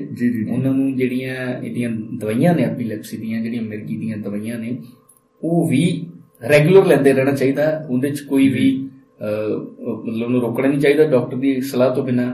ਜੀ ਜੀ, ਕੋਈ ਵੀ ਉਹਦੇ ਨਾਲ ਕੋਈ ਜਿਹੜੀ ਆਪਣੀ ਤੁਸੀਂ ਭ੍ਰਾਂਤੀਆਂ ਦੱਸੀਆਂ ਨੇ, ਅੰਧ ਵਿਸ਼ਵਾਸ ਦੱਸੇ ਨੇ, ਉਹ ਨਹੀਂ। ਉਹਦੇ ਜੀ ਬੰਦੇ ਨੂੰ ਦੌਰਾ ਪੈ ਗਿਆ, ਉਹਨੂੰ ਜੁੱਤੀ ਸੰਘਾ ਦਿਓ ਜੀ, ਇਹੋ ਜਿਹਾ ਕੁਝ ਕਰ ਦਿਓ। ਹਾਂਜੀ, ਇਹ ਫਿਲਮਾਂ ਦੇ ਵਿੱਚ ਆਮ ਆਪਾਂ ਦੇਖਦੇ ਹਾਂ, ਪੰਜਾਬੀ ਫਿਲਮਾਂ 'ਚ ਤਾਂ ਮੇਰ ਮਿੱਤਲ ਨੂੰ ਮਿਰਗੀ ਪੈ ਗਈ ਹੈ, ਇਹਨੂੰ ਲਿਆਓ ਭਾਈ ਪਿੰਡ, ਸਾਰਾ ਜੁੱਤੀ ਲੈ ਕੇ ਆ ਜਾਂਦਾ। ਜੀ ਜੀ, ਉਹ ਇੱਕ ਬਣਾਈ ਹੋਈ ਗੱਲ ਆਪਾਂ ਨੇ, ਉਹ ਤੁਸੀਂ ਸਮਝ ਸਕਦੇ ਹੋ ਕਿੰਨਾ ਕੁ ਸੱਚ ਆ, ਉਹਦੇ ਨਾਲ ਬੰਦਾ ਠੀਕ ਵੀ ਹੋ ਜਾਂਦਾ। ਨਹੀਂ, ਉਹ ਉਹੀ ਚੀਜ਼ ਹੈ ਜਿੱਦਾਂ ਮੈਂ ਹੁਣੇ ਤੁਹਾਨੂੰ ਉਦਾਹਰਨ ਦਿੱਤੀ ਐਬਸੈਂਸ ਸਿਜ਼ਰ ਦੀ, ਕਿ ਕੋਈ ਵਿਅਕਤੀ ਅਚਾਨਕ ਰੁਕ ਗਿਆ, ਸਟੈਚੂ ਹੋ ਗਿਆ ਥੋੜੀ ਦੇਰ ਲਈ, ਫਿਰ ਉਹ ਨਾਰਮਲ ਪ੍ਰੋਸੈਸ ਹੈ, ਕੁਝ ਦੇਰ ਬਾਅਦ ਫਿਰ ਉਹ ਨਾਰਮਲ ਹੋ ਜਾਏਗਾ। ਤੁਸੀਂ ਸੰਘਾਵਾ ਵੀ ਦੋਗੇ, ਉਹ ਨਾਰਮਲ ਹੀ ਠੀਕ ਹੋਣਾ ਉਹਨੇ, ਲੇਕਿਨ ਉਹ ਲੱਗੇਗਾ ਏਦਾਂ ਸਾਨੂੰ ਕਿ ਇਹ ਜੁੱਤੀ ਸੰਘਾਉਣ ਤੋਂ ਜਿਹੜਾ ਐਕਸ਼ਨ ਅਸੀਂ ਕੀਤਾ ਇਹਦੇ ਨਾਲ ਹੋਇਆ। ਹਾਂਜੀ ਜੀ, ਬਟ ਉਹ ਇੱਕ ਫੇਸ ਸੀਗਾ ਉਹਦਾ, ਬਿਲਕੁਲ ਉਹਦੇ ਵਿੱਚੋਂ ਉਹ ਗੁਜ਼ਰਿਆ ਹੈ। ਬਿਲਕੁਲ, ਇਹਦੇ ਚੋਂ ਜਿਹੜੇ ਕੈਟਾਗਰੀਜ਼ ਨੇ ਆਪਾਂ ਨੂੰ ਪਤਾ ਲੱਗ ਗਿਆ ਵੀ ਇਹ 6 ਤਰ੍ਹਾਂ ਦੇ ਜਿਹੜੇ ਆ ਸਿੰਪਟਮਸ ਜਿਹੜੇ ਆ, ਜਾਂ ਉਹਨਾਂ ਦੀ ਕੈਟਾਗਰੀਜ਼ ਆਪਾਂ ਵੰਡ ਲਈਆਂ ਜੀ। ਤੋ ਇਹਨਾਂ ਚੋਂ ਸਾਰੀਆਂ ਹੀ ਮੈਨੂੰ ਤਾਂ ਖਤਰਨਾਕ ਲੱਗ ਰਹੀਆਂ ਨੇ, ਲੇਕਿਨ ਫਿਰ ਵੀ ਤੁਹਾਡੇ ਨਜ਼ਰੀਏ ਤੋਂ ਜਿਹੜੀ ਸਭ ਤੋਂ ਭਿਆਨਕ ਜਾਂ ਖਤਰਨਾਕ ਆਪਾਂ ਕਿਹਨੂੰ ਵਿੱਚ ਕਹਿ ਸਕਦੇ ਹਾਂ ਕਿ ਬਹੁਤ ਹੀ ਚਿੰਤਾਜਨਕ ਹੈ? ਇਹ ਕੁਐਸਚਨ ਬੜਾ ਹੈ ਤੇ ਸਿੰਪਲ ਪੁੱਛਿਆ ਸੀ, ਤੇ ਆਨਸਰ ਦਾ ਗੁੰਝਲਦਾਰ ਹੈ, ਕਿਉਂਕਿ ਮੇਰੀਆਂ ਸਾਰੀਆਂ ਖਤਰਨਾਕ ਨੇ ਸਾਰੀਆਂ। ਜੇ ਤੁਹਾਡੇ ਬਿਮਾਰੀ ਦਾ ਨਾਮ ਹੀ ਮਾੜਾ ਹੈ। ਬਿਲਕੁਲ, ਜੇ ਤੁਹਾਡੇ ਟੌਨਿਕ ਫੇਸ ਹੈ, ਜੇ ਤੁਹਾਡੇ ਮਸਲਸ ਦਾ ਜਕੜਾਅ ਹੋ ਰਿਹਾ, ਟੌਨਿਕ ਟਾਈਪ ਹੈ ਜੀ, ਤੇ ਤੁਹਾਡੇ ਜਿਹੜੇ ਰੈਸਪੀਰੇਸ਼ਨ ਦੇ ਮਸਲਸ ਨੇ, ਫੇਫੜਿਆਂ ਦੇ ਮਸਲ ਨੇ, ਜੋ ਇਕੱਠੇ ਹੋਣੇ ਸ਼ੁਰੂ ਹੋ ਗਏ ਤਾਂ ਤੁਹਾਡਾ ਸਾਹ ਰੁਕ ਜਾਏਗਾ, ਦਮ ਰੁਕੇਗਾ, ਬਿਲਕੁਲ ਬੰਦੇ ਤੇ ਉਹਨੂੰ ਸਾਹ ਲੈਣਾ ਔਖਾ ਹੋ ਜਾਏਗਾ। ਉਸ ਸਟੇਜ 'ਚ ਉਸ ਵਿਅਕਤੀ ਨੂੰ ਇਮੀਡੀਏਟ ਆਕਸੀਜਨ ਦੀ ਲੋੜ ਹੈ ਜੀ, ਇਮੀਡੀਏਟ ਉਹਦੀ ਕਾਰਡੀਓਪਲਮੋਨਰੀ ਰੀਸੈਸੀਕੇਸ਼ਨ ਦੀ ਲੋੜ ਹੈ, ਇਮੀਡੀਏਟਲੀ ਉਹਨੂੰ ਜਾਂ ਆਈਸੀਯੂ 'ਚ ਸ਼ਿਫਟ ਕਰਨ ਦੀ ਲੋੜ ਹੈ। ਇਹ ਜੇ ਕਲੋਨਿਕ ਫੇਸ ਹੈ, ਝਟਕੇ ਵੱਜ ਰਹੇ ਨੇ, ਕਾਫੀ ਦੇ ਝਟਕੇ ਵੱਜ ਰਹੇ ਨੇ, तो एक ऐसी स्टेज आ जाएगी कि मसल स्पाज्म हो जाएगा, मसल फटीग हो जाएगा जी जी, मसल्स च थकावट आ जाएगी, बॉडी दे मसल्स दी थकावट होने तो बाद, फटीग होने तो बाद, जिस तरह ਅਸੀਂ ਦੌੜਦੇ ਆ, ਰੇਸ ਲਗਾਉਂਦੇ ਆ, ਰੇਸ ਲਗਾਉਣ ਤੋਂ ਤੁਹਾਨੂੰ ਪਤਾ ਹੈ ਕਿ ਇੱਕ ਆਪਾਂ ਬਹੁਤ ਜ਼ਿਆਦਾ ਦੇਰ ਤੱਕ ਦੌੜਦੇ ਰਹੀਏ ਤਾਂ ਸਾਨੂੰ ਸਾਹ ਚੜ ਜਾਂਦਾ, ਸਾਹ ਫੁੱਲ ਜਾਂਦਾ, ਹੋਰ ਵੱਧਦਾ ਜਾਂਦਾ, ਸਾਡੇ ਬੋਡੀ 'ਚ ਲੈਕਟਿਕ ਐਸਿਡ ਇਕੱਠਾ ਹੋ ਜਾਂਦਾ, ਆਕਸੀਜਨ ਸਾਨੂੰ ਹੋਰ ਲੈਣੀ ਪੈਂਦੀ ਹੈ, ਤੇ ਇੱਕ ਸਟੇਜ ਅਸੀਂ ਥੱਕ ਕੇ ਗਿਰ ਜਾਂਦੇ ਹਾਂ। ਉਸ ਸਟੇਜ ਤੋਂ ਵੱਧ ਨਹੀਂ ਅਸੀਂ ਦੌੜ ਸਕਦੇ, ਬਿਲਕੁਲ ਮੈਕਸਿਮਮ ਗ੍ਰਾਫ ਹੈ। ਉਸ ਤੋਂ ਬਾਅਦ ਸਾਨੂੰ ਆਕਸੀਜਨ ਦੀ ਲੋੜ ਹੁੰਦੀ ਹੈ, ਔਰ ਸਾਡੇ ਜਿਹੜੇ ਮਸਲਸ ਦੇ ਵਿੱਚ ਜਿਹੜਾ ਲੈਕਟਿਕ ਐਸਿਡ ਇਕੱਠਾ ਹੋ ਚੁੱਕਾ ਹੁੰਦਾ, ਉਹਦੀ ਆਕਸੀਡੇਸ਼ਨ ਕਰਨੀ ਪੈਂਦੀ। ਸਿਮਿਲਰਲੀ ਜੇ ਕਲੋਨਿਕ ਫੇਸ ਹੈ ਔਰ ਬਾਰ-ਬਾਰ ਤੁਹਾਨੂੰ ਇਹ ਝਟਕੇ ਲੱਗ ਰਹੇ ਨੇ ਇੱਕ ਸਟੇਜ ਤੇ ਜਾ ਕੇ ਮਸਲਸ ਦੀ ਫਟੀਗ ਹੋ ਜਾਏਗੀ, ਯਾਨੀ ਕਿ ਉਸ ਵੇਲੇ ਫਿਰ ਬਸ ਹੋ ਜਾਏਗੀ ਮਰੀਜ਼ ਦੀ, ਉਸ ਤੋਂ ਬਾਅਦ ਡੈਥ ਹੋਣੀ ਲਾਜ਼ਮੀ ਸੰਭਾਵਨਾ ਹੈ, ਮਤਲਬ ਜਾਨਲੇਵਾ ਹੋ ਸਕਦਾ ਹੈ, ਉਹ ਐਕਸੈਸ ਹੋ ਚੁੱਕਾ ਜੀ। ਕਿ ਜੇ ਟੌਨਿਕ ਕਲੋਨਿਕ ਦੀ ਗੱਲ ਕਰੀਏ ਜੀ ਤੇ ਉਹਦੇ ਚ ਦੋਨੋਂ ਨੇ, ਟੌਨਿਕ ਵੀ ਹੈ ਕਲੋਨਿਕ ਵੀ ਹੈ, ਤੇ ਉਹਦਾ ਵੀ ਨੈਚੁਰਲੀ ਅਸਰ ਬੋਡੀ ਤੇ ਬੜਾ ਹੀ ਸਵੇਰ ਹੋਏਗਾ, ਬੜਾ ਹੀ ਖਤਰਨਾਕ ਹੋਏਗਾ। ਤੇ ਐਬਸੈਂਸ ਸੀਜ਼ਰ ਦਾ ਮੈਂ ਤੁਹਾਨੂੰ ਦੱਸ ਹੀ ਦਿੱਤਾ ਜੀ, ਜਿਹਦੇ ਚ ਕੋਈ ਸੀਜ਼ਰ ਨਹੀਂ ਆਉਂਦੇ, ਜੇ ਬੰਦਾ ਸੜਕ ਤੇ ਜਾ ਰਿਹਾ ਜਾਂ ਉੱਥੇ ਜਾ ਰਿਹਾ ਜਾਂ ਅੱਗੇ ਦੇ ਕੋਲ ਬੈਠਾ ਉੱਥੇ ਵੀ ਪ੍ਰੋਬਲਮ ਆ ਸਕਦੀ ਹੈ। ਸੋ ਮੇਰੇ ਹਿਸਾਬ ਨਾਲ ਸਾਰੀਆਂ ਹੀ ਮਿਰਗੀਆਂ ਕਿਸੇ ਵੀ ਕਿਸਮ ਦੀ ਹੈ, ਉਹ ਹੈ ਤੇ ਮਿਰਗੀ ਹੈ। ਫਿਰ ਹੁਣ ਬੰਦੇ ਨੂੰ ਜਿਹੜਾ ਹੈ ਪਤਾ ਲੱਗ ਗਿਆ ਕਿ ਉਹਨੂੰ ਆਹ ਪ੍ਰੋਬਲਮ ਹੈ ਆ ਰਿਹਾ, ਤੇ ਉਹਦਾ ਡਾਇਗਨੋਸ ਵੀ ਹੋ ਗਿਆ ਕਿ ਇਹ ਮਿਰਗੀ ਹੈ, ਉਹਨੂੰ ਕਿਹੜੀ ਜਿਹੜੀ ਸਾਵਧਾਨੀਆਂ ਕਿਸ ਤਰ੍ਹਾਂ ਦੀ ਰੱਖਣੀ ਚਾਹੀਦੀਆਂ ਨੇ? ਪਹਿਲੀ ਗੱਲ ਤਾਂ ਮੈਂ ਇਹਦੇ ਚ ਇੱਕ ਦੱਸਣੀ ਚਾਹੁੰਦਾ ਕਿ ਜਿਹੜੇ ਮਿਰਗੀ ਦੇ ਜਿਹੜੇ ਕਾਰਨ ਹੁੰਦੇ ਨੇ ਜੀ, ਉਹਨਾਂ ਚ ਮੇਨ ਕਾਰਨ ਉਹ ਹੈਗੇ ਨੇ ਜਿਨ੍ਹਾਂ ਦਾ ਸੰਬੰਧ ਸਾਡੇ ਸਿਰ ਨਾਲ, ਬ੍ਰੇਨ ਨਾਲ ਬਿਲਕੁਲ ਜੀ। ਹੈਡ ਇੰਜਰੀ, ਬ੍ਰੇਨ ਨੂੰ ਜੇ ਸੱਟ ਲੱਗ ਜਾਂਦੀ, ਸਿਰ ਨੂੰ ਸੱਟ ਲੱਗ ਜਾਂਦੀ ਹੈ, ਜਾਂ ਐਕਸੀਡੈਂਟ ਹੋ ਜਾਂਦਾ, ਰੋਡ ਸਾਈਡ ਐਕਸੀਡੈਂਟ ਹੈ, ਰੋਡ ਸਾਈਡ ਇੰਜਰੀ ਹੈ, ਸਿਰ ਨੂੰ ਚੋਟ ਹੈ, ਉਹ ਮੇਨ ਕਾਰਨ ਹੈ। ਜਿਨ੍ਹਾਂ ਨੂੰ ਐਕਸੀਡੈਂਟ ਹੋਏ ਹੁੰਦੇ ਨੇ ਜਾਂ ਸਿਰ ਨੂੰ ਸੱਟ ਲੱਗੀ ਹੁੰਦੀ ਹੈ, ਉਹਨਾਂ ਨੂੰ ਮਿਰਗੀ ਦੇ ਦੌਰੇ ਪੈਣ ਦੀ ਸੰਭਾਵਨਾ ਕਾਫੀ ਜ਼ਿਆਦਾ ਹੁੰਦੀ ਹੈ, ਔਰ ਉਹਨਾਂ ਨੂੰ ਮਿਰਗੀ ਦੇ ਦਵਾਈਆਂ ਵੀ 2 ਜਾਂ 3 ਸਾਲ ਤੱਕ ਬਿਨਾਂ ਰੁਕੇ ਲਗਾਤਾਰ ਦਿੰਦੇ ਆ, ਚਾਹੇ ਉਹਨਾਂ ਨੂੰ ਅਟੈਕ ਆਇਆ ਹੋਵੇ ਜਾਂ ਨਾ ਆਇਆ ਹੋਵੇ। ਯਾਨੀ ਇਹਨੂੰ ਆਪਾਂ ਇਹ ਨਹੀਂ ਕਹਿ ਸਕਦੇ ਵੀ ਜਮਾਂਦਰੂ ਆ। ਹਾਂ, ਕੁਝ ਕੇਸਾਂ 'ਚ ਇਹ ਜਮਾਂਦਰੂ ਵੀ ਹੋ ਸਕਦੀ ਹੈ। ਜਮਾਂਦਰੂ ਮਤਲਬ ਜਦੋਂ ਡਿਲੀਵਰੀ ਹੁੰਦੀ ਹੈ, ਡਿਲੀਵਰੀ ਦੇ ਟਾਈਮ ਜਦੋਂ ਬੱਚਾ, ਕਈ ਵਾਰ ਅਸੀਂ ਸੁਣਿਆ ਹੋਣਾ ਕਿ ਬੱਚੇ ਦਾ ਸਿਰ ਫਸ ਗਿਆ, ਜਾਂ ਡਿਲੀਵਰੀ ਦੇ ਦੌਰਾਨ ਬਹੁਤ ਦੇਰ ਹੋ ਗਈ ਉਹਦੀ ਡਿਲੀਵਰੀ ਹੁੰਦਿਆਂ, ਲੇਟ ਡਿਲੀਵਰੀ ਹੋਈ ਹੈ ਬੜੀ ਜੀ, ਉਸ ਵੇਲੇ ਕੀ ਹੁੰਦਾ, ਜਾਂ ਬੱਚਾ ਡਿਲੀਵਰੀ ਤੋਂ ਫੌਰਨ ਬਾਅਦ ਰੋਇਆ ਨਹੀਂ, ਉਸ ਵੇਲੇ ਹੁੰਦਾ ਕਿ ਬੱਚੇ ਦੇ ਬ੍ਰੇਨ ਨੂੰ ਪ੍ਰੋਪਰ ਆਕਸੀਜਨ ਨਹੀਂ ਗਈ, ਉਹਦੇ ਫੇਫੜੇ ਨੇ ਪ੍ਰੋਪਰ ਆਕਸੀਜਨ ਨਹੀਂ ਲਈ ਤੇ ਬ੍ਰੇਨ ਨੂੰ ਥੋੜਾ ਜਿਹਾ ਨੁਕਸਾਨ ਪਹੁੰਚ ਗਿਆ। ਜੇ ਬ੍ਰੇਨ ਨੂੰ ਨੁਕਸਾਨ ਪਹੁੰਚ ਜਾਏ, ਉਹ ਬੱਚਿਆਂ ਨੂੰ ਵੀ ਐਪੀਲੈਪਸੀ ਜਾਂ ਮਿਰਗੀ ਹੋ ਸਕਦੀ ਹੈ। ਉਸ ਤੋਂ ਬਾਅਦ ਬੱਚਾ ਪੈਦਾ ਹੋਣ ਤੋਂ ਬਾਅਦ ਜਿਹੜਾ ਉਹਦਾ ਬਚਪਨ ਦਾ ਟਾਈਮ ਪੀਰੀਅਡ ਹੁੰਦਾ, ਖਾਸ ਕਰਕੇ ਜਦੋਂ 2 ਸਾਲ ਤੱਕ ਜਾਂ 3 ਸਾਲ ਤੱਕ ਦਾ ਹੁੰਦਾ, ਉਸ ਵੇਲੇ ਅਗਰ ਬ੍ਰੇਨ ਨੂੰ ਜਾਂ ਦਿਮਾਗ ਨੂੰ ਬੁਖਾਰ ਚੜ ਜਾਏ ਬੜਾ ਤੇਜ਼, ਜਿਹਨੂੰ ਆਪਾਂ ਦਿਮਾਗੀ ਬੁਖਾਰ ਕਹਿੰਦੇ ਹਾਂ, ਉਸ ਦੀ ਵਜ੍ਹਾ ਦੇ ਨਾਲ ਵੀ ਫਿਟਸ, ਜਾਂ ਇਹਨੂੰ ਫਿਟਸ ਵੀ ਕਹਿੰਦੇ ਆਪਾਂ ਦੌਰਿਆਂ ਨੂੰ, ਉਹਨੂੰ ਵੀ ਫਿਟਸ ਆ ਸਕਦੇ ਨੇ, ਜਿਹਦੇ ਲਈ ਆਪਾਂ ਫੈਬਰਾਈਲ ਫਿਟ ਟਰਮ ਯੂਜ਼ ਕਰਦੇ ਹਾਂ। ਹਾਂਜੀ, ਉਹ ਮਿਰਗੀ ਦੇ ਦੌਰੇ ਨਾਲ ਥੋੜੇ ਜਿਹਾ ਅਲੱਗ ਹੁੰਦੇ ਨੇ, ਉਹ ਬੁਖਾਰ ਦੀ ਵਜ੍ਹਾ ਨਾਲ ਹੁੰਦੇ ਨੇ, ਉਹ ਠੀਕ ਵੀ ਹੋ ਜਾਂਦੇ ਨੇ ਸਮਾਂ ਪਾ ਕੇ, 4-5 ਸਾਲ ਦਾ ਜਦੋਂ ਬੱਚਾ ਹੁੰਦਾ ਹੈ, ਲੇਕਿਨ ਉਹਨਾਂ ਦੇ ਲੱਛਣ ਵੀ ਮਿਰਗੀ ਵਰਗੇ ਹੀ ਹੁੰਦੇ ਨੇ। ਤੇ ਇਸ ਤੋਂ ਇਲਾਵਾ ਹੋਰ ਐਕਸੀਡੈਂਟ, ਬੁਖਾਰ, ਕੁਝ ਦਵਾਈਆਂ ਔਰ ਨਸ਼ੇ ਦੀ ਦਵਾਈਆਂ, ਜਾਂ ਕੁਝ ਟੌਕਸਿਕ ਮਟੀਰੀਅਲ, ਜਾਂ ਕੁਝ ਮੈਡੀਕੇਸ਼ਨਸ ਵੀ ਇਦਾਂ ਦੀਆਂ ਨੇ ਜਿਹੜੀਆਂ ਕਿ ਜਦੋਂ ਬ੍ਰੇਨ ਤੇ ਅਸਰ ਕਰਕੇ ਸਾਨੂੰ ਮਿਰਗੀ ਦੀ ਸੰਭਾਵਨਾ ਨੂੰ ਵਧਾ ਦਿੰਦੀਆਂ ਨੇ। ਤੇ ਜਾਂ ਕੁਝ ਐਸੇ ਬੁਖਾਰ ਹੈ ਜਿਨ੍ਹਾਂ ਦੀ ਜਿਹੜੀ ਇਨਫੈਕਸ਼ਨ ਹੈ ਉਹ ਸਾਡਾ ਬਲੱਡ ਬ੍ਰੇਨ ਬੈਰੀਅਰ ਪਾਰ ਕਰਕੇ ਬ੍ਰੇਨ 'ਚ ਪਹੁੰਚ ਜਾਂਦੀ ਹੈ, ਜਿੱਦਾਂ ਕਿ ਮੈਨਿੰਜਾਈਟਿਸ ਹੈ ਜਾਂ ਵਾਇਰਲ ਐਨਕੈਫਲਾਈਟਿਸ। ਆਪਾਂ ਤੁਸੀਂ ਪਿੱਛੇ ਸੁਣਿਆ ਹੋਣਾ, ਯੂਪੀ 'ਚ ਕੁਝ ਬੱਚੇ ਮਰੇ ਨੇ, ਉਹ ਐਨਸੈਫਲਾਈਟਿਸ ਹੋ ਗਈ ਸੀਗੀ, ਜੈਪਨੀਜ਼ ਐਨਸੈਫਲਾਈਟਿਸ ਦੇ ਕੇਸਿਸ ਹੋਈ ਸੀ। ਸੋ ਜਿਹੜੀ ਇਨਫੈਕਸ਼ਨ ਬ੍ਰੇਨ ਤੱਕ ਜੇ ਪਹੁੰਚ ਜਾਏ, ਉਹਦਾ ਬ੍ਰੇਨ ਤੇ ਅਸਰ ਹੋ ਸਕਦਾ, ਉਹਦੇ ਨਾਲ ਵੀ ਐਪੀਲੈਪਟਿਕ ਸੀਜ਼ਰਸ ਆ ਸਕਦੇ ਨੇ। ਮਤਲਬ ਐਕਸਟ੍ਰੀਮ ਦੇ ਵਿੱਚ ਬੁਖਾਰ ਜਾਂ ਉਹਦੀ ਹੋ ਗਈ ਆ, ਤੁਹਾਡੀ ਇਨਫੈਕਸ਼ਨ ਹੋ ਗਿਆ, ਉਹ ਇੰਨਾ ਐਕਸਟ੍ਰੀਮ 'ਚ ਹੋ ਗਿਆ ਕਿ ਉਹ ਸਾਰੇ ਬੈਰੀਅਰ ਤੋੜ ਕੇ ਦਿਮਾਗ ਤੇ ਵੀ ਅਸਰ ਉਹਨੇ ਕਰ ਦਿੱਤਾ ਹੈ, ਤੇ ਉਸ ਹਾਲਾਤ ਵਿੱਚ ਬੰਦੇ ਦੀ ਜਿਹੜੀ ਡੈਥ ਵੀ ਹੋ ਸਕਦੀ ਹੈ। ਬਿਲਕੁਲ, ਮਿਰਗੀ ਅਗਰ ਲਗਾਤਾਰ ਮਿਰਗੀ ਦੇ ਦੌਰੇ ਪੈਣੇ ਸ਼ੁਰੂ ਹੋ ਜਾਣ ਜੀ, ਮਿਰਗੀ ਦੇ ਕਈਆਂ ਨੂੰ ਹੁੰਦਾ ਕਿ 2-4 ਮਹੀਨੇ ਦੇ ਬਾਅਦ ਅਟੈਕ ਹੁੰਦਾ ਮਿਰਗੀ ਦਾ, ਥੋੜੀ ਦੇਰ ਰਹਿੰਦਾ, 10-15 ਮਿੰਟ, ਜਿੱਦਾਂ ਮੈਂ ਤੁਹਾਨੂੰ ਦੱਸਿਆ ਸੀ ਪਹਿਲਾਂ, ਔਰਾ ਹੁੰਦਾ, ਉਹਨੂੰ ਫੀਲ ਹੁੰਦਾ, ਫਿਰ ਉਹਨੂੰ ਅਟੈਕ ਆ ਗਿਆ, ਮਿਰਗੀ ਦੇ ਹੱਥ ਪੈਰ ਕੰਬਣਗੇ ਉਹਦੇ, ਜਾਂ ਮੂੰਹ ਚੋਂ ਝੱਗ ਨਿਕਲੇਗੀ, ਜਾਂ ਉਹਦੀ ਜੀਭ ਟੁੱਕੀ ਜਾਏਗੀ, ਉਸ ਤੋਂ ਬਾਅਦ ਠੀਕ ਹੋ ਜਾਏਗਾ। ਕਈ ਵਾਰੀ ਅਟੈਕ ਮਹੀਨੇ ਬਾਅਦ ਹੋਣਾ ਸ਼ੁਰੂ ਹੋ ਜਾਂਦਾ, ਕਈ ਵਾਰੀ ਅਟੈਕ ਹਫ਼ਤੇ 'ਚ 1 ਵਾਰੀ 2 ਵਾਰੀ ਹੋਣਾ ਸ਼ੁਰੂ ਹੋ ਜਾਂਦਾ, ਤੇ ਇੱਕ ਸਟੇਜ ਇਦਾਂ ਦੀ ਹੁੰਦੀ ਕਿ ਇਹ ਅਟੈਕ ਸ਼ੁਰੂ ਹੁੰਦਾ, ਰੁਕਦਾ ਹੀ ਨਹੀਂ, ਕੰਟੀਨਿਊਸਲੀ 1 ਘੰਟਾ 2 ਘੰਟਾ 4 ਘੰਟੇ ਚੱਲਦਾ ਰਹਿੰਦਾ। ਉਹਨੂੰ ਕਹਿੰਦੇ ਅਸੀਂ ਸਟੇਟਸ ਐਪੀਲੈਪਟਿਕਸ।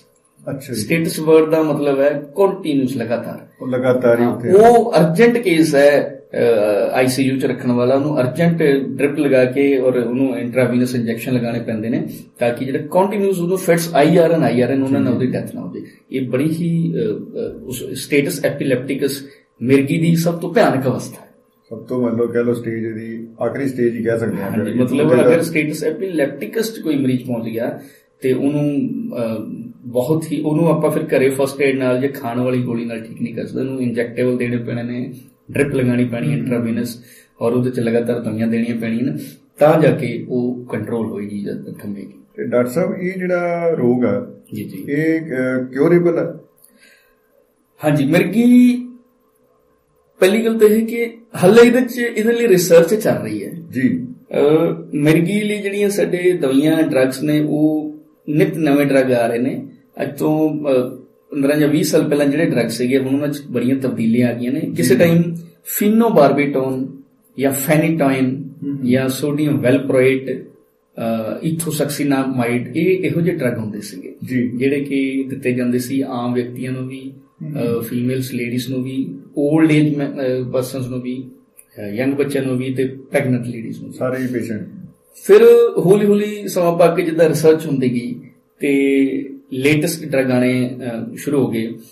ਜਿੱਦਾਂ ਹੁਣ ਆਪਣਾ ਅੱਜ ਕੱਲ ਲੇਵਾਟ੍ਰੈਸਟਮ ਜਾਂ ਲੈਮੋਟ੍ਰੇਗੋਨ, ਇੱਦਾਂ ਦੇ ਡਰੱਗਸ ਜਿਹੜੇ ਹੁਣ ਇਹ ਮਾਡਰਨ ਡਰੱਗ ਆ ਗਏ ਨੇ ਜਿਨ੍ਹਾਂ ਦੇ ਸਾਈਡ ਇਫੈਕਟ ਘੱਟ ਨੇ ਜਾਂ ਜਿਨ੍ਹਾਂ ਦਾ ਆਪਾਂ ਇਹ 'ਚ ਲੈਣੀ ਪਰਸੈਂਟੇਜ ਰੇਟ, ਕਿਉਰ ਰੇਟ ਕੀ ਹੈ ਜਾਂ 5 ਈਅਰ ਸਰਵਾਈਵਲ ਰੇਟ ਕੀ ਹੈ ਮਰੀਜ਼ ਦਾ ਜਾਂ 10 ਈਅਰ ਸਰਵਾਈਵਲ ਰੇਟ ਕੀ ਹੈ। ਉਸ ਹਿਸਾਬ ਨਾਲ ਜਿਹੜੇ ਹੁਣ ਇਹ ਲੇਟੈਸਟ ਜਿਹੜੇ ਡਰੱਗ ਆਏ ਨੇ ਇਹ ਥੋੜੇ ਮਤਲਬ ਘੱਟ ਸਾਈਡ ਇਫੈਕਟ ਵਾਲੇ ਨੇ ਤੇ ਇਹਨਾਂ ਦਾ ਮਰੀਜ਼ਾਂ ਨੂੰ ਜ਼ਿਆਦਾ ਫਾਇਦਾ ਹੈ।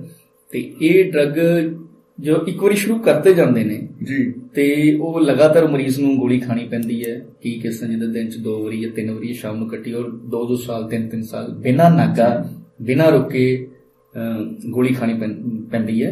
ਤੇ ਅਗਰ ਉਹਦੇ 'ਚ ਕੋਈ ਗੈਪ ਪੈ ਜਾਏਗੀ ਜਾਂ 2 ਦਿਨ ਦਾ, ਜਾਂ ਮਰੀਜ਼ ਆਪਣੀ ਮਰਜ਼ੀ ਨਾਲ ਜਿੱਦਾਂ ਕਿ ਕਿਸੇ ਦੇ ਦਵਾ ਹੇਠ ਆ ਕੇ ਜਾਂ ਆਪਣੇ ਅੰਦਰ ਵਿਸ਼ਵਾਸ ਕਰਕੇ ਛੱਡ ਦੇਵੇ ਤਾਂ ਫਿਰ ਉਹਦਾ ਉਹੀ ਅਟੈਕ ਜਿਹੜਾ ਪ੍ਰੈਸਿਪੀਟੇਟ ਹੋ ਸਕਦਾ, ਮੁੜ ਕੇ ਉਹ ਅਟੈਕ ਪੈਣਾ ਸ਼ੁਰੂ ਹੋ ਸਕਦਾ ਦੁਬਾਰਾ। ਕਿ ਅਸੀਂ ਵੀ ਸਰਵਾਈਵਲ ਰੇਟ ਇਹਦੇ ਬਾਰੇ ਥੋੜਾ ਦੱਸੋ ਜੀ। ਉਹ ਸਾਇੰਸ ਦੀ ਇੱਕ ਟਰਮ ਹੁੰਦੀ ਹੈ, ਉਹ ਆਪਾਂ ਇੱਕ ਸਰਵੇ ਕਰਦੇ ਹੁੰਦੇ ਆ ਬਹੁਤ ਸਾਰੇ ਵਿਅਕਤੀਆਂ ਦਾ, ਮਤਲਬ 100 ਵਿਅਕਤੀਆਂ ਦਾ ਸੈਂਪਲ ਲੈ ਲਿਆ ਮਿਰਗੀ ਦਾ ਆਂਦਾ, ਉਹਨਾਂ ਤੇ ਉਹ ਦਵਾਈ ਦਾ ਅਸਰ ਦੇਖਿਆ। ਫਿਰ ਉਹਦੇ ਅਸੀਂ ਦੇਖਦੇ ਹਾਂ ਕਿ ਇਹ ਦਵਾਈ ਤੋਂ ਬਾਅਦ ਇਹਨਾਂ ਤੇ ਕਿੰਨੇ % ਵਿਅਕਤੀ ਕਿੰਨੇ ਸਮੇਂ ਤੱਕ ਜੀ ਸਕਦੇ ਨੇ ਇਹ ਲੈਣ ਤੋਂ ਬਾਅਦ, ਉਹਨੂੰ ਆਪਾਂ ਇੱਕ ਟਰਮ ਦਿੱਤੀ ਜਾਂਦੀ 5 ਈਅਰ ਸਰਵਾਈਵਲ ਰੇਟ ਕਿੱਦਾਂ। 5 ਈਅਰ ਸਰਵਾਈਵਲ ਰੇਟ ਅਗਰ ਜ਼ਿਆਦਾ ਹੋਵੇ ਤਾਂ ਇਟ ਮੀਨਸ ਉਹ ਦਵਾਈ ਅੱਛੀ ਹੈ। ਜਿਸ ਦਵਾਈ ਦਾ 5 ਈਅਰ ਸਰਵਾਈਵਲ ਰੇਟ ਘੱਟ ਹੋਵੇ ਇਟ ਮੀਨਸ ਉਹ ਆਪਣੇ ਸਰਵੇ 'ਚ ਹੋਰ ਰਿਸਰਚ ਦੀ ਲੋੜ ਹੈ, ਹੋਰ ਰਿਸਰਚ ਦੀ ਲੋੜ ਹੈ। ਬਿਲਕੁਲ ਬਿਲਕੁਲ ਜੀ। ਤੇ ਇਹਦਾ ਮਤਲਬ ਫਿਰ ਉਹ ਜਿਹੜੇ ਬਾਬਿਆਂ ਵਾਲਾ ਕੰਮ ਤਾਂ ਡਿਲੀਟ ਹੀ ਹੋ ਗਿਆ, ਉਹਨਾਂ ਦਾ ਸਕੋਪ ਹੀ ਨਹੀਂ ਰਿਹਾ ਇਹਦੇ 'ਚ। ਸਹੀ ਮਾਇਨੇ 'ਚ ਜਿਹੜੇ ਬਾਬਿਆਂ ਕੋਲ ਜਾਣ ਦੀ ਜਗ੍ਹਾ ਟੈਸਟ ਕਰਵਾਉਣੇ ਚਾਹੀਦੇ ਨੇ। ਜਿਹੜੇ 2 ਆਮ ਜਿਹੜੇ ਬਹੁਤ ਹੀ ਇੰਪੋਰਟੈਂਟ ਟੈਸਟ ਨੇ ਇਹਦੇ ਲਈ, ਉਹ ਇੱਕ ਤਾਂ ਹੈਗੀ ਬ੍ਰੇਨ ਦੀ EEG ਜਿਹਨੂੰ ਆਪਾਂ ਇਲੈਕਟ੍ਰੋਐਨਸੈਫਲੋਗ੍ਰਾਫੀ ਕਹਿੰਦੇ ਆ, ਤੇ ਜਿਹੜਾ ਦੂਸਰਾ ਹੈਗਾ CT scan. CT scan brain ਦੀ, ਦਿਮਾਗ ਦੀ ਸਾਡੀ ਫੋਟੋ ਖਿੱਚਦਾ ਹੈ, ਉਹਦੇ ਪਤਾ ਲੱਗਦਾ ਹੈ ਕਿ ਦਿਮਾਗ ਦੇ ਅੰਦਰ ਉਹਦੀ ਸ਼ਕਲ ਕਿੱਦਾਂ ਦੀ, ਫੋਟੋ ਕਿੱਦਾਂ ਦੀ ਵੀ ਆ ਜਾਂਦੀ ਹੈ ਜੀ। ਤੇ ਜਾਂ MRI ਸਕੈਨਿੰਗ ਵੀ ਕਰਾ ਸਕਦੇ ਹਾਂ। ਤੇ EEG ਜਿਹੜੀ ਹੈ ਉਹ ਦਿਮਾਗ ਦੀ ਫੰਕਸ਼ਨਿੰਗ ਦੱਸਦੀ ਹੈ।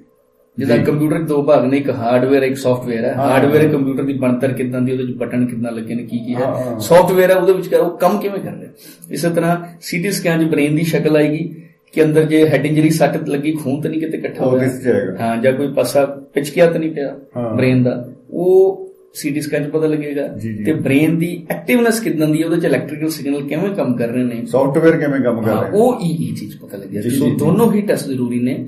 ਤੇ ਜੇ CT ਸਕੈਨ 'ਚ ਕੋਈ ਗੜਬੜ ਹੋਵੇ, ਕਿਸੇ ਏਰੀਆ 'ਚ ਸੱਟ ਲੱਗੀ ਹੈ ਜਾਂ ਬਲੱਡ ਇਕੱਠਾ ਹੋਇਆ, ਜਿਹਨੂੰ ਅਸੀਂ ਹੈਮਾਟੋਮਾ ਕਹਿੰਦੇ ਆ, ਸਬਡਿਊਰਲ ਜਾਂ ਸਬਰਕਨਾਈਡ ਹੈਮਾਟੋਮਾ, ਜਾਂ ਹੈਡ ਇੰਜਰੀ 'ਚ ਖੂਨ ਇਕੱਠਾ ਹੋਇਆ ਦਿਮਾਗ 'ਚ, ਤਾਂ ਵੀ ਪਤਾ ਲੱਗ ਜਾਂਦਾ। ਤੇ EEG 'ਚ ਇਹ ਪਤਾ ਲੱਗ ਜਾਂਦਾ ਕਿ ਉਹਦੇ ਦਿਮਾਗ ਦੀ ਫੰਕਸ਼ਨਿੰਗ ਕਿੱਦਾਂ, ਜਾਂ ਦਿਮਾਗ ਦੇ ਕਿਹੜੇ ਹਿੱਸੇ 'ਚ ਪ੍ਰੋਬਲਮ ਚੱਲ ਰਹੀ ਹੈ, ਕੋਈ ਰੁਕਾਵਟ ਆ ਰਹੀ ਹੈ, ਉਸੇ ਹਿਸਾਬ ਨਾਲ ਫਿਰ ਉਹ ਤੋਂ ਡਾਇਗਨੋਸ ਬਣਾ ਕੇ। MRI ਵੀ ਉਹ ਕੁਝ ਫਿਰ MRI CT ਸਕੈਨ ਹੀ ਵਰਗੀ ਮੈਗਨੈਟਿਕ, ਉਹ ਵੀ ਬਸ ਇਹਨਾਂ ਦਾ ਢੰਗ, ਉਹ ਕੰਪਿਊਟਰਾਈਜ਼ਡ ਟੋਨੋਗ੍ਰਾਫੀ ਹੈ, ਉਹ ਮੈਗਨੈਟਿਕ ਰੈਜ਼ੋਨੈਂਸ ਇੰਡੈਕਸ ਹੈ, ਤੇ ਉਤੋਂ ਅੱਗੇ ਅਸੀਂ ਪਤਾ ਕਰ ਸਕਦੇ ਹਾਂ ਕਿ ਬ੍ਰੇਨ ਦੇ ਕਿਸ ਹਿੱਸੇ 'ਚ ਕੀ ਪ੍ਰੋਬਲਮ ਹੈ ਤੇ ਕਿਵੇਂ ਚੱਲ। ਜਿਹੜਾ ਇਲਾਜ ਹੈ ਇਹਦਾ ਉਹ ਕਿੰਨਾ ਕੁ ਮਹਿੰਗਾ ਹੈ? ਇਹਦਾ ਇਲਾਜ ਜਿਹੜਾ ਤਾਂ ਹੈ ਸਰਕਾਰੀ ਹਸਪੀਟਲਸ 'ਚ ਜਿਹੜੀਆਂ ਕੁਝ ਦਵਾਈਆਂ ਤੇ ਬੜੇ ਹੀ, ਜਿਹਨੂੰ ਤੁਸੀਂ ਕਹਿ ਸਕਦੇ ਹੋ ਕਿ ਐਫੋਰਡੇਬਲ ਰੇਟ ਤੇ ਦਿੱਤੀਆਂ ਜਾਂਦੀਆਂ, ਜਿਹਨਾਂ ਨੂੰ ਕਿ ਆਮ ਮਰੀਜ਼ ਆਸਾਨੀ ਨਾਲ ਐਫੋਰਡ ਕਰ ਸਕਦੇ ਨੇ। ਠੀਕ ਹੈ। ਲੇਕਿਨ ਕੁਝ ਦਵਾਈਆਂ ਜਿਹੜੀਆਂ ਲੇਟੈਸਟ ਰਿਸਰਚ ਵਾਲੀਆਂ ਉਹ ਮਹਿੰਗੀਆਂ ਨੇ, ਲੇਕਿਨ ਉਹਦੇ ਲਈ ਮਤਲਬ ਹੁਣ ਮਜਬੂਰੀ ਵੀ ਹੈਗੀ ਹੈ, ਖਾਣੀਆਂ ਪੈਂਦੀਆਂ ਨੇ। ਤੇ ਵੈਸੇ ਕੁਝ ਆਪਣੀ ਸੰਸਥਾਵਾਂ ਬਣੀਆਂ ਨੇ, ਐਪੀਲੈਪਸੀ ਐਸੋਸੀਏਸ਼ਨ ਹੈ, ਉਹ ਮਰੀਜ਼ਾਂ ਦੇ ਹਿਸਾਬ ਨਾਲ ਆਪਣੀ ਕੁਝ ਸਮੇਂ ਤੱਕ ਦਵਾਈਆਂ ਦਿੰਦੇ ਨੇ। ਗਵਰਨਮੈਂਟ ਦੀ ਕੁਝ ਡਿਸਪੈਂਸਰੀਜ਼ ਦੇ ਵਿੱਚ ਜਿਹੜੀ ਇਹਨਾਂ ਦੀ ਦਵਾਈ ਹੈਗੀ ਡੈਲੈਂਟਨ ਸੋਡੀਅਮ ਫੈਨੀਟੋਇਨ ਹੈ, ਉਹ ਫ੍ਰੀ ਆਫ ਕੋਸਟ ਆ ਰਹੀ ਹੈ। ਯਾਨੀ ਕਿ ਜਿੱਦਾਂ 10 ਜਾਂ 5 ਰੁਪਏ ਦੀ ਪਰਚੀ ਹੈਗੀ ਹੈ, ਕਿਸੇ ਅਲੱਗ-ਅਲੱਗ ਸਟੇਟ, ਕਿਸੇ ਸਟੇਟ 'ਚ 2 ਰੁਪਏ ਦੀ ਵੀ ਹੈਗੀ ਹੈ, ਗੁਜਰਾਤ 'ਚ ਸ਼ਾਇਦ ਉਸ ਤੋਂ ਵੀ ਘੱਟ ਪੈਸੇ, ਉਹ ਫ੍ਰੀ ਆਫ ਕੋਸਟ ਵੀ ਚੱਲਦੀ ਹੈ। ਲੇਕਿਨ ਕੁਝ ਜਿਹੜੇ ਲੇਟੈਸਟ ਡਰੱਗ ਨੇ ਉਹ ਮਹਿੰਗੇ ਵੀ ਹੈਗੇ ਨੇ, ਉਹਨਾਂ ਜੇ ਇੰਨਾ ਉਹਨਾਂ ਦਾ ਪ੍ਰਚਲਨ ਜਿਹੜਾ ਨਹੀਂ ਹੋਇਆ ਹੈ ਤੇ ਅਵੇਲੇਬਿਲਿਟੀ ਵੀ ਸ਼ਾਇਦ ਉਹਨਾਂ ਦੀ ਘੱਟ ਹੋਏਗੀ। ਉਸ ਦੇ ਲਈ ਫਿਰ ਅਲੱਗ-ਅਲੱਗ ਸਰਕਾਰ ਦੀ ਸਕੀਮਾਂ ਨੇ, ਜਿੱਦਾਂ ਕੋਈ ਸਪੋਜ਼ ਕਿਸੇ ਦਾ ਗਰੀਬੀ ਰੇਖਾ ਦਾ ਕਾਰਡ ਬਣਿਆ ਜਾਂ ਕੋਈ ਹੋਰ ਇਸ ਤਰ੍ਹਾਂ ਚੀਜ਼ਾਂ, ਜਾਂ ਕੋਈ ਲੋਕਲ ਵਿਅਕਤੀ ਮੌਕੇ ਦਾ ਜਿਹੜਾ ਨੁਮਾਇੰਦਾ ਹੈਗਾ ਕੋਈ ਰਾਜਨੀਤਿਕ, ਉਹ ਕਹਿ ਕੇ ਕੁਝ ਦਵਾਈਆਂ ਉਹ ਕਰਵਾ ਸਕਦੇ ਨੇ, ਜਾਂ ਸਿਵਲ ਸਰਜਨ ਜਾਂ CMO ਜਿਹੜੇ ਹੁੰਦੇ ਨੇ ਉਹ ਕੁਝ ਕਰਵਾ ਸਕਦੇ ਨੇ। ਤੁਹਾਨੂੰ ਮਤਲਬ ਕੀ ਲੱਗਦਾ ਹੈ ਕਿ ਜਿਹੜਾ ਪੇਸ਼ੈਂਟ, ਕਿੰਨੇ ਕੁ ਪੇਸ਼ੈਂਟ ਆਪਾਂ ਨੂੰ ਮਿਲਦੇ ਆ? 15 ਮਿਲੀਅਨ ਮਰੀਜ਼ ਹੈਗੇ ਨੇ ਐਪੀਲੈਪਸੀ ਦੇ ਦੁਨੀਆ 'ਚ ਇਸ ਵੇਲੇ। 15 ਮਿਲੀਅਨ ਇੱਕ ਬਹੁਤ ਵੱਡਾ ਅੰਕੜਾ ਹੈ, ਬਹੁਤ ਹੀ ਵੱਡਾ, ਤੇ ਚੌਥੇ ਨੰਬਰ ਦੀ ਵੱਡੀ ਬਿਮਾਰੀ ਹੈ ਦੁਨੀਆ ਦੀ। ਹਾਂਜੀ, ਬਿਲਕੁਲ ਜੀ। ਔਰ ਬਹੁਤ ਹੀ ਹੈਰਾਨੀਜਨਕ ਜਿਹੜਾ ਆਉਣ ਵਾਲਾ ਇਸੇ ਹੁਣ ਅਗਲਾ ਮਹੀਨਾ ਨਵੰਬਰ ਸ਼ੁਰੂ ਹੋ ਗਿਆ, ਉਹਦੀ 17 ਨਵੰਬਰ ਜਿਹੜੀ ਹੈ ਉਹ ਵਿਸ਼ਵ ਮਿਰਗੀ ਦਿਵਸ ਮਨਾਇਆ ਜਾਂਦਾ। ਮਨਾਇਆ ਜਾਂਦਾ ਹੈ ਜਿਹੜਾ, ਇਹ ਤੁਸੀਂ ਸਕੂਲਾਂ 'ਚ ਮਨਾ ਸਕਦੇ ਹੋ, ਜਾਂ ਤੁਸੀਂ ਕਿਸੇ ਡਾਕਟਰ ਨੂੰ, ਜਾਂ ਤੁਸੀਂ ਆਮੰਤਰਿਤ ਕਰ ਸਕਦੇ ਹੋ ਲੈਕਚਰ ਦੇਣ ਲਈ ਬੱਚਿਆਂ ਨੂੰ। ਵਰਲਡ ਐਪੀਲੈਪਸੀ ਡੇ ਮਨਾਇਆ ਜਾਂਦਾ 17 ਨਵੰਬਰ ਐਵਰੀ ਈਅਰ। ਜੀ। ਉਹ ਇਸ ਦਿਨ ਜਿਹੜਾ ਡਾਕਟਰ ਸਾਹਿਬ ਅਵੇਅਰਨੈਸ ਦੀ ਗੱਲ ਆ ਜਾਂਦੀ ਆ। ਇੱਕ ਆਪਾਂ ਸ਼ੁਰੂ 'ਚ ਗੱਲ ਕੀਤੀ ਸੀ ਕਿ ਕਵਿਤਾ, ਤੁਸੀਂ ਇਹਦੇ ਉੱਤੇ ਇਹਨੂੰ ਜਿਹੜਾ ਛੰਦਬੱਧ ਵੀ ਕੀਤਾ ਹੈ, ਤੇ ਆਪਾਂ ਚਾਹਾਂਗੇ ਕਿ ਪ੍ਰੋਗਰਾਮ ਦੇ ਵਿੱਚ ਜਾਂਦੇ ਜਾਂਦੇ ਉਹ ਜ਼ਰੂਰ ਆਪਾਂ ਸੁਣ ਲਈ, ਉਹ ਮਿਸ ਨਾ ਹੋ ਜਾਏ ਕਿਤੇ। ਟਾਈਮ ਘੱਟ ਹੈ, ਫਿਰ ਵੀ ਮੈਂ ਜਲਦੀ ਨਿਪਟਾਉਣ ਦੀ ਕੋਸ਼ਿਸ਼ ਕਰਦਾ। ਨਹੀਂ, ਤੁਸੀਂ ਆਰਾਮ ਨਾਲ, ਕੋਈ ਗੱਲ ਨਹੀਂ। ਥੋੜੇ ਛੋਟੇ ਸ਼ੇਰ ਨੇ ਤੇ 7-8। ਦੋਸਤੋ, ਡਾਕਟਰ ਵਿਸ਼ਾਲ ਦਰਬਾਰ ਜੀ ਨਾਲ ਆਪਾਂ ਗੱਲਾਂ ਕਰ ਰਹੇ ਹਾਂ, ਜਿਹੜੇ ਕਿ ਇੱਕ ਬਹੁਤ ਹੀ ਵਧੀਆ ਡਾਕਟਰ ਤਾਂ ਹਨ ਹੀ, ਲੇਕਿਨ ਰੂਹ ਦੇ ਨਾਲ ਵੀ ਜੁੜੇ ਹੋਏ ਨੇ, ਸ਼ਾਇਰੀ ਕਰਦੇ ਨੇ ਬਾ ਕਮਾਲ। ਤੁਸੀਂ ਸੁਣ ਚੁੱਕੇ ਹੋ ਉਹਨਾਂ ਨੂੰ, ਤੇ ਆ ਹੁਣ ਫੇਰ ਇੱਕ ਉਹਨਾਂ ਦੀ ਜਿਹੜੀ ਆ ਮਿਰਗੀ ਦੇ ਉੱਤੇ ਆ ਜਿਹੜੀ ਕਵਿਤਾ ਤੁਸੀਂ ਮੈਡੀਕਲ ਕਵਿਤਾ, ਜਿੱਦਾਂ ਪਿੱਛੇ ਮੈਡੀਕਲ ਕਵਿਤਾ ਹੈ। ਹਾਂਜੀ ਡਾਕਟਰ ਸਾਹਿਬ, ਹਾਂਜੀ ਹਿੰਦੀ 'ਚ ਹੈ ਜੀ। एक अजब सा दौर होता है, ध्यान जब कहीं और होता है, चक्कर सा आ जाता है अचानक, धड़ाम सा फिर कहीं शोर होता है। जी, इसको मजाक मत जानिए जनाब, जालिम अंधेरा घना घनघोर होता है। जब दौरा पड़ता है मिर्गी का, तब मंजर ही बिल्कुल और होता है। वाकई वाकई बहुत ही भयानक मंजर। आंखें पथराई सी लगती हैं तब, आंखें पथराई सी लगती हैं, जीभ थर्राई सी लगती है। थर्राई सी। बच गई तो गनीमत, अगर कट गई फिर तो लाल कमीज और टाई सी लगती है। मुंह से फिर झाग निकलती है, बदन से जो आग निकलती है। गाड़ी निकालो, अस्पताल चलो, पूरी फैमिली ही फिर भाग निकलती है। बिल्कुल बिल्कुल, पैनिक। सोच रहा मिर्गी ये नाम कैसे आया होगा, मन है मस्तिष्क है या कोई और साया होगा, या कोई और साया होगा। मर्ज मरीज या अपना गिरवी रखकर कोई मृग की चाल से लड़खड़ाया होगा। मृग की चाल से लड़खड़ाया होगा। आया किथों वर्ड, वाकई। खैर करने आए हैं आज सब क्लियर सबको, खुला टाइम है करो आज बेयर हमको। मिर्गी जिसके बारे ओथेलो ने भी लिखा, वो बहुत पहले ही बता गई शेक्सपियर हमको। जी। यहां तो भूत प्रेत का साया समझते हैं, चाहे तलवाड़ा हो, दसुआ या फिर टांडा जी। कुछ झाड़ फूंक करवाते हैं ओझाओं से, और कुछ बाबाओं से करवाएं फांडा जी। तो वाह जी वाह। ऐसी अवधारणाओं से वो पीछा छुड़ाना होगा, जागरूकता का चिराग अब जलाना होगा, वरना ऐसा ना करने से रोग और बढ़ेगा, और लोग कहेंगे कि ये पागल है या दीवाना होगा। बिल्कुल जी। लास्ट शेर है जी कि आओ यहाँ पे भी अलख जगाएं हम, कुछ चिराग बुझने से बचाएं हम। बिल्कुल। 17 नवंबर है विश्व मिर्गी दिवस, घर घर ये संदेश पहुंचाएं। क्या बता डॉक्टर साहब, वाकई ਆਪਾਂ ਸੋਚ ਨਹੀਂ ਸਕਦੇ ਕਿ ਇੰਨੇ ਸੀਰੀਅਸ ਜਿਹੜੇ ਮੁੱਦੇ ਦੇ ਉੱਤੇ ਵੀ ਆਪਾਂ ਜਿਹੜੇ ਆ ਛੰਦਬੱਧ ਨੂੰ ਕਰ ਸਕਦੇ ਆ, ਤੇ ਬਾ ਕਮਾਲ ਸਾਰਾ ਹੀ ਜਿਹੜਾ ਵਿਸ਼ਾ ਤੁਸੀਂ ਸਮੇਟ ਦਿੱਤਾ ਹੈ, ਗਾਗਰ ਸਾਗਰ ਭਰ ਦਿੱਤੀ ਹੈ, ਬਹੁਤ ਹੀ ਖੂਬਸੂਰਤ। ਅੰਦਾਜ਼ ਦੇ ਵਿੱਚ ਰੋਚਕ ਅੰਦਾਜ਼ ਕਰ ਦਿੱਤਾ, ਬਹੁਤ ਜ਼ਬਰਦਸਤ ਲੱਗਾ। ਤੇ ਦੋਸਤੋ, ਅੱਜ ਆਪਾਂ ਨੇ ਸਾਡੀ ਸਿਹਤ ਪ੍ਰੋਗਰਾਮ ਦੇ ਵਿੱਚ ਗੱਲਾਂ ਕੀਤੀਆਂ ਡਾਕਟਰ ਵਿਸ਼ਾਲ ਧਰਵਾਲ ਜੀ ਦੇ ਨਾਲ। ਤੇ ਡਾਕਟਰ ਸਾਹਿਬ, ਬਹੁਤ ਬਹੁਤ ਸ਼ੁਕਰੀਆ ਤੁਹਾਡਾ ਕਿ ਤੁਸੀਂ ਅੱਜ ਸਾਡੇ ਨਾਲ ਇਸ ਸੈਸ਼ਨ ਦੇ ਵਿੱਚ ਜੁੜੇ। ਤੇ ਆਪਾਂ ਫਿਰ ਇਸੇ ਤਰ੍ਹਾਂ ਸਿਹਤ ਨੂੰ ਲੈ ਕੇ ਸੰਵੇਦਨਸ਼ੀਲਤਾ ਆਪਣੀ ਦਿਖਾਉਂਦੇ ਹੋਏ ਫਿਰ ਇੱਕ ਨਵੇਂ ਸੈਸ਼ਨ ਦੇ ਵਿੱਚ ਹਾਜ਼ਰ ਹੋਵਾਂਗੇ ਤੁਹਾਡੀ ਸੇਵਾ ਦੇ ਵਿੱਚ। ਹੁਣ ਸਮਰਜੀਤ ਸਿੰਘ ਸ਼ਰਮੀ ਨੂੰ ਦਿਓ ਆਗਿਆ ਤੇ ਤੁਸੀਂ ਸੁਣਦੇ ਰਹੋ ਦੁਆਬਾ ਰੇਡੀਓ। ਰੱਬ ਰਾਖਾ।